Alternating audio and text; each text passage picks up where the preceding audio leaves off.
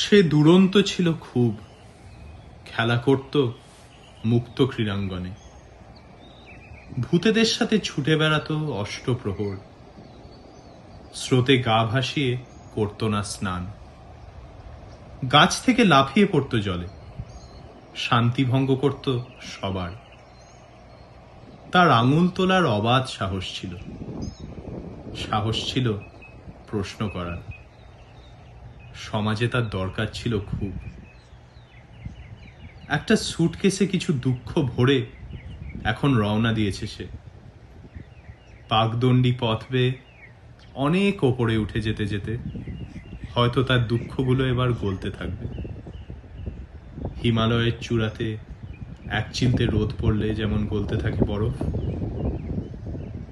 যাবার আগে সে আমাদের জানিয়ে দিয়ে গেছে, হেমন্তের পাখিরা চিরদিন গেয়ে যাবে গান।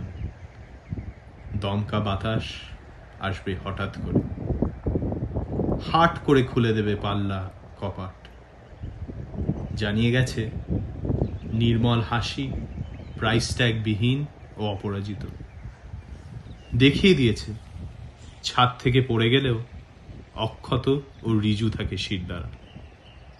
সেটাই শিল্পীর শ্রেষ্ঠ পুরস্কার, সত্যিকারের জ্ঞানপীঠ।